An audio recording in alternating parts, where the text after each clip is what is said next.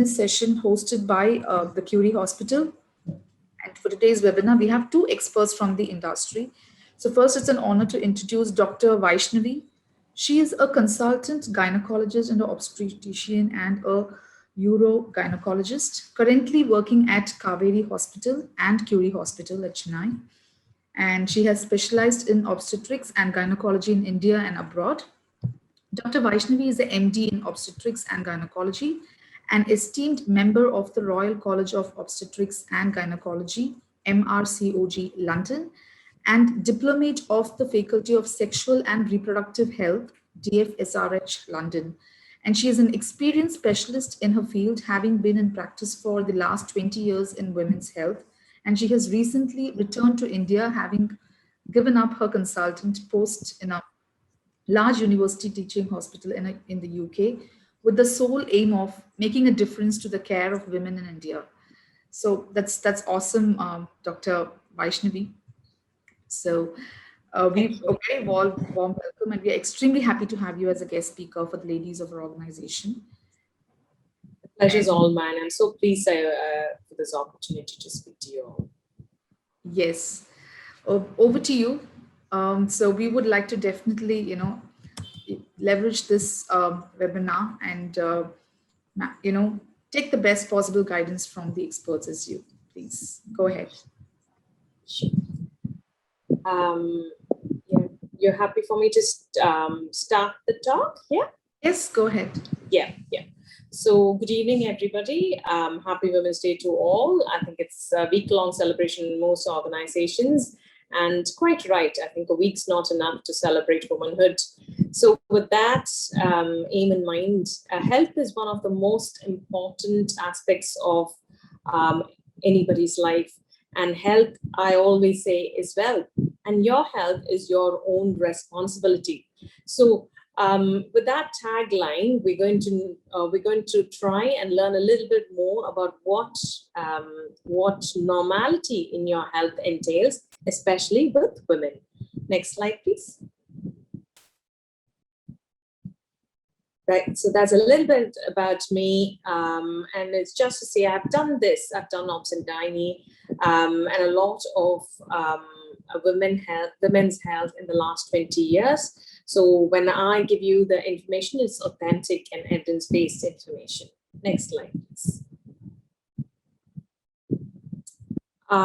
So today's topic is common gynecological symptom and what's okay and what's not. Next slide, please. So I've lined out a few symptoms which are very common when women present to my clinic. And today we're going to discuss about period problems, vaginal discharge, pain, swelling and fullness of the abdomen, bladder symptoms, bowel symptoms, which are extremely common in women, mood changes, acne and hirsutism, infertility, and last but not the least, menopause. Next slide, please. So period problems, I say to a lot of young women and women that I meet is, the thing that I say to most of them is, your periods is a little window into your gynecological health. So if they're normal, that means a lot to do with your gynae health is absolutely normal. And if it is not normal, then it is an indication of something. It could even be an indication of a systemic disorder. So it is very important to pick up if your periods are abnormal. But how does one know? Because what happens in most Indian homes is people are a little bit reluctant, and that's a trend that was changing, and I'm quite happy to see that it's changing. But most Indian homes, most traditional Indian homes, they're reluctant to discuss their periods. So what is normal? What is normal periods? Now, most women bleed for about 5 to 7 days, and they have a gap of about 25 to 35 days in between their periods, and that's normality. They have to change about 3 to 4 pads a day, and missing a period once off. For instance, if you're stressed at work with exams, if you've had a very hectic few weeks, it is not uncommon to miss a period a month. And as long as it's not a regular occurrence over 2 or 3 months, you don't need to panic and see your physician immediately. So, but if it is constantly, different to what it was over a period of 3 months, for instance, you need to see your gynecologist. So a lot of patients ask me, a lot of people ask me, what age is normal to start your period? When should young girls start a period? We now know that a lot of young girls start their periods very early, at around about 9 or 10. But as long as they are as long as they're more than 8 years old, that's all right. If they're less than 8 years old, it's called precocious puberty, meaning puberty which is too early, and they need a complete assessment to make sure they do not have an underlying serious condition attributing to the early periods. Now, when is too late to start your periods? In the presence of secondary sexual characteristics, up to 15 even is okay. So by secondary sexual characteristics, we mean axillary hair, underarm hair, development of breasts, etc. So if a young girl is well developed with secondary sexual characteristics and has not started her periods up to the age of 15, that's quite all right, and that's still normal. What about menopause? When should one stop having their period? The normal age across the world for menopause is 52. But I find in my population of Southeast Asian women start stopping their periods at about 48 or 49 even. And that's all right. What is early menopause? What is too early? If you're less than 40 and if you've stopped having your period, and that is termed as premature menopause. The reason for this is your ovaries secrete estrogen, and as we all know, the estrogen is protective for your heart and your bones. And you need this protection for up to at least the age of 52 or 53.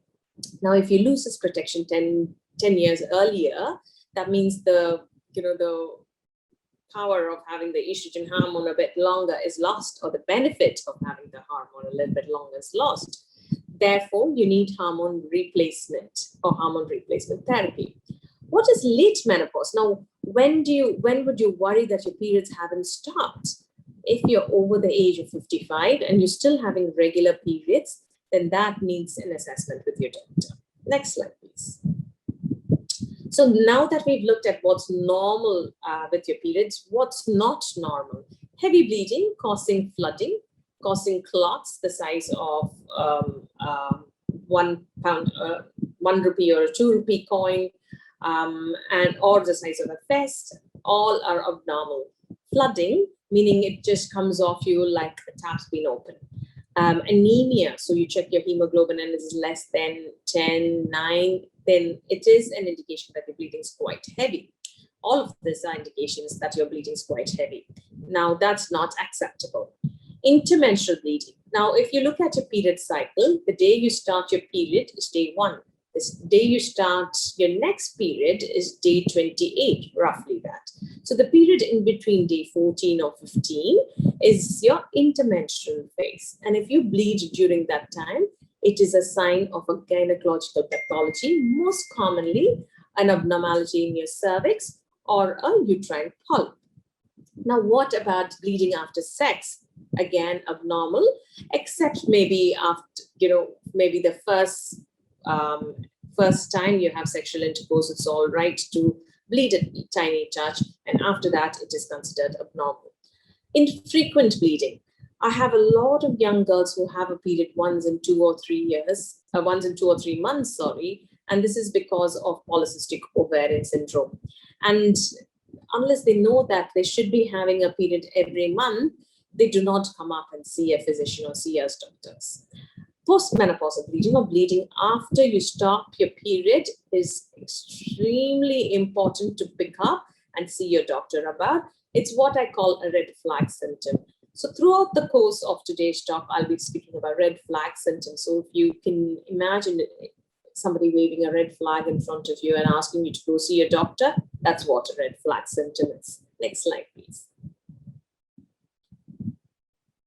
Now, vaginal discharge, a lot of you in this room might have had or experienced this symptom at some point in your life. I suppose it's abnormal if you haven't. So A little bit of discharge just before your periods is normal. A little bit of discharge in between your periods. Remember, we spoke about the intermenstrual phase. Is absolutely normal to have a bit of discharge during this phase, which is pale and a bit mucousy. This is a sign of ovulation more than anything else. Again, physiological. Vaginal discharge before and during sexual intercourse is again extremely normal. What's not normal is if this discharge is associated with a bad smell or a bad odor, if it's associated with itching, if it's associated with pain, or if it is discolored, if it's blood stained, if it is a yellowy green, or if it is quite curdy white, then all of this is regarded as discoloration and it is a sign of infection. Next slide, please. Pain. So with pain, what's okay or what's normal to experience on a regular basis? Ovulatory pain. Again, pain that you get in the intermenstrual phase when you're meant to release the egg from the ovary, which is called ovulation, is called ovulatory pain, and it is very common. Mind you, it can be quite severe in a lot of women. Again, the other kind of pain that a lot of us experience as young women is spasmodic dysmenorrhea or cramps with your periods. So what's with spasmodic dysmenorrhea? What is not acceptable? Now, if this kind of cramps and the pain, if it causes a significant loss of work hours, not just at work, at your workplace, or even at home, if you're not able to do things for your baby, for instance, if you're not able to do your daily routine, then it is an indication that you need to do something about it. Pain that does not settle with simple analgesia. If it is associated with pain during sex and with passing urine and moving your bowels, then these are symptoms that need to be brought up with your gynecologist. Next slide, please. Swelling. Now, a word about abdominal swelling and bloating. So if somebody notices that their tummy is a bit swollen and a bit bloated, and if this is associated with loss of appetite and what we call early satiety. Now, early satiety is something that you notice in a lot of elderly women, and this is a very early sign of a lot of cancers, especially ovarian cancer. Early satiety, what it actually means is if you normally eat five idlis, for instance, and if you're only eating one, and you cannot stand the sight of another one, and if that becomes a regular pattern, that's called early satiety. And like I said, it is a sign of many cancers, and particularly ovarian cancer, particularly if it is in the elderly women and if it is associated with swelling of the abdomen. If this swelling is associated with pain, it could be an ovarian cyst or endometriosis or an ectopic pregnancy and needs to be taken seriously. If you're not passing any gas or motion and you have a swelling, again, you need to seek urgent medical help. If you're not passing urine and if you have pain and swelling in your tummy, it could be because you have a condition called urinary retention, where your bladder is not functioning very well due to various reasons. Next slide, please.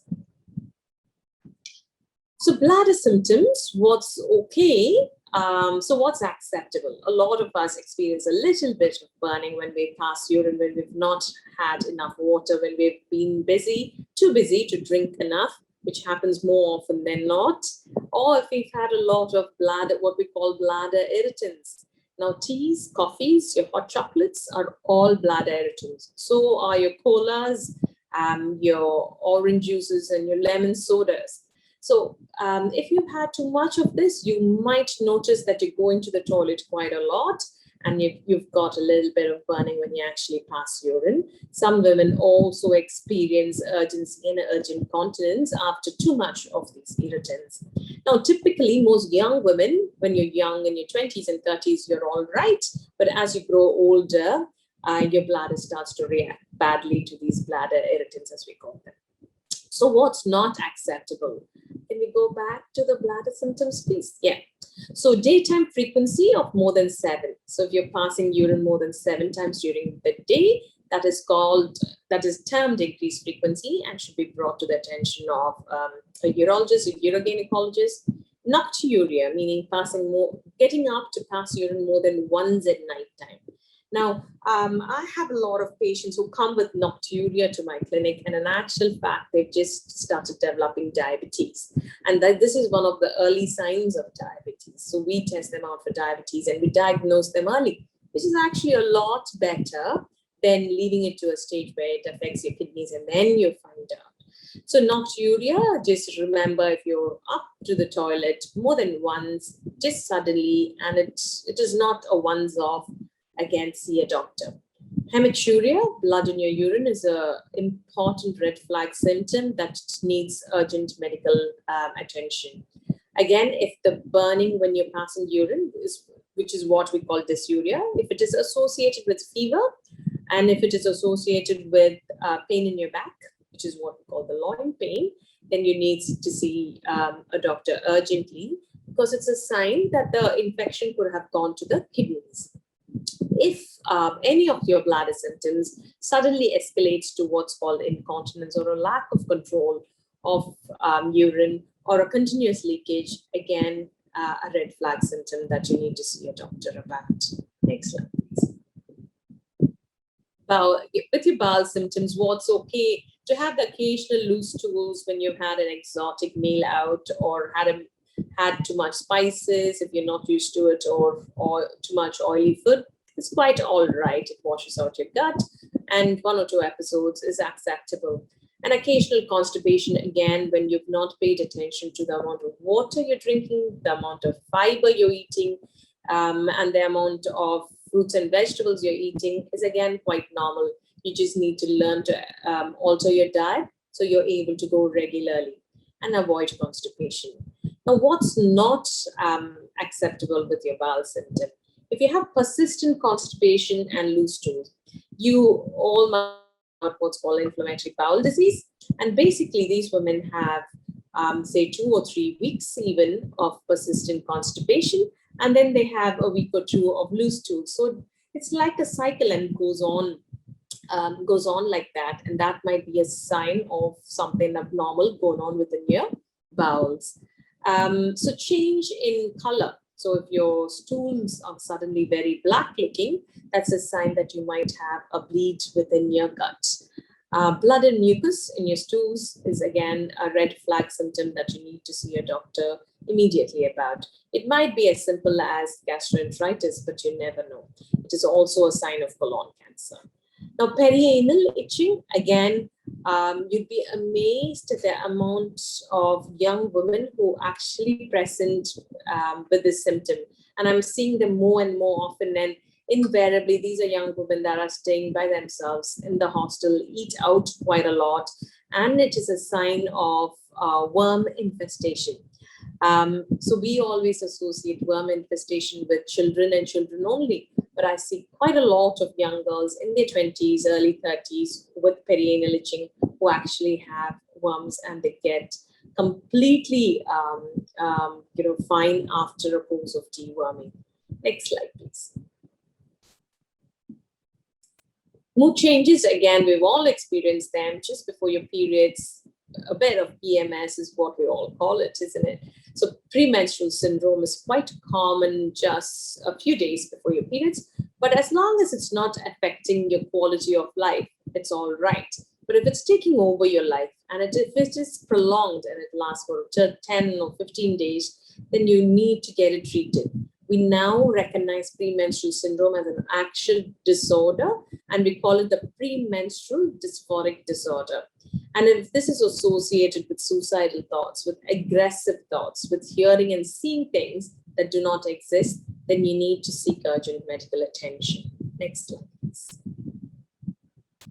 Acne and hirsutism. Now, acne, we might have all thought the days of the teenage adolescent days of acne are long over, but many women continue to get a few acne just before their periods, and it's a sign of a hormonal imbalance. As long as it doesn't cause scarring, it will, and as long as it disappears after your period.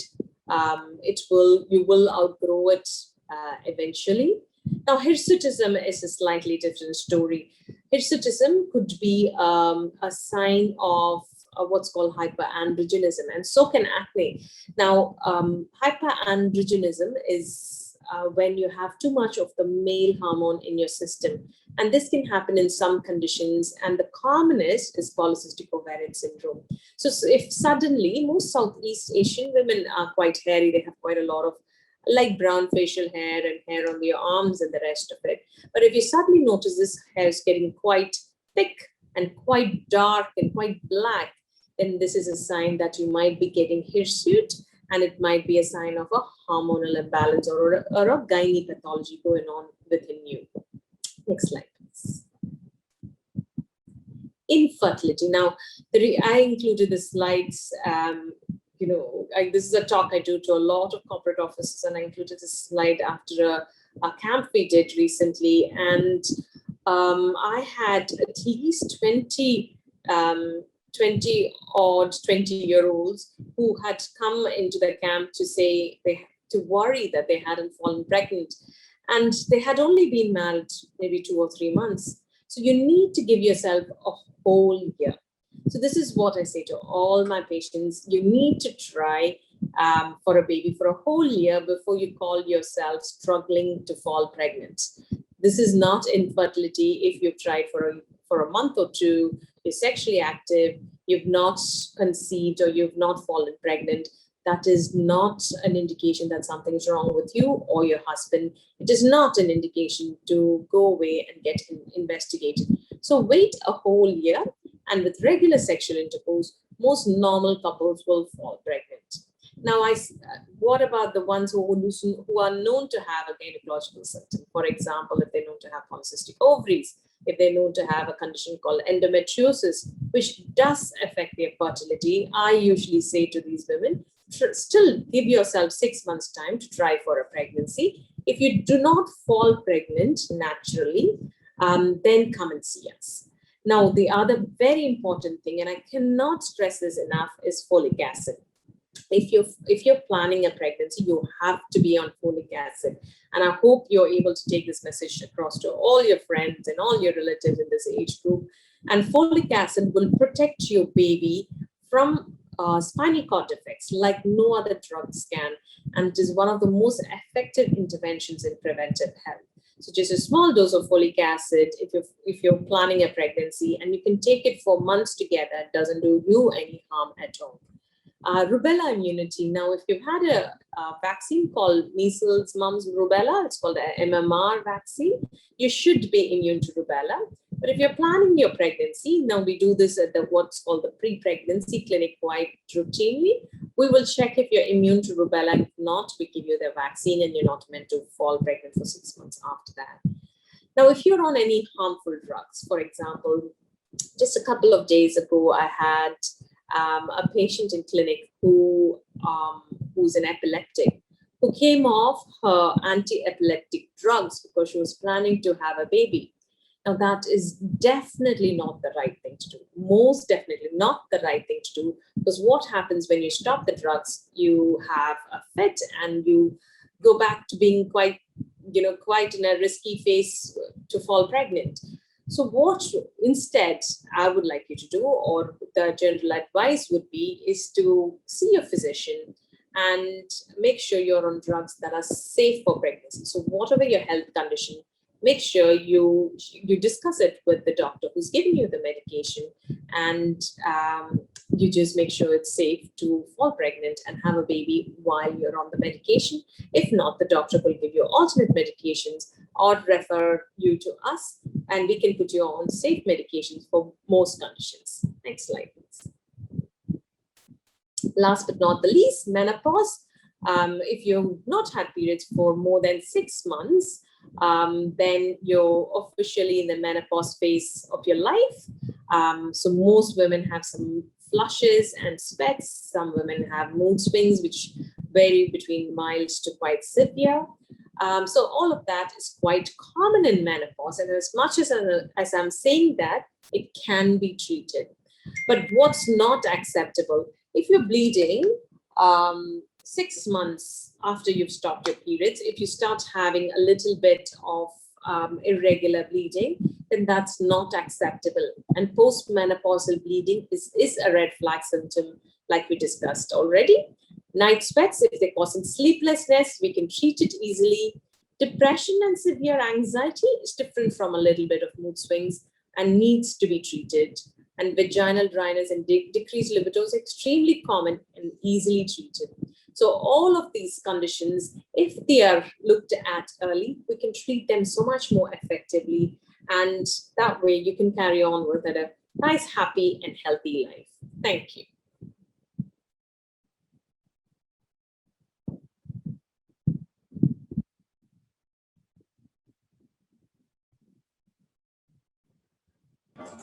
Thank you so much, ma'am. It was really very informative. And participants, if you like to question doctor, you can put it in the chat box.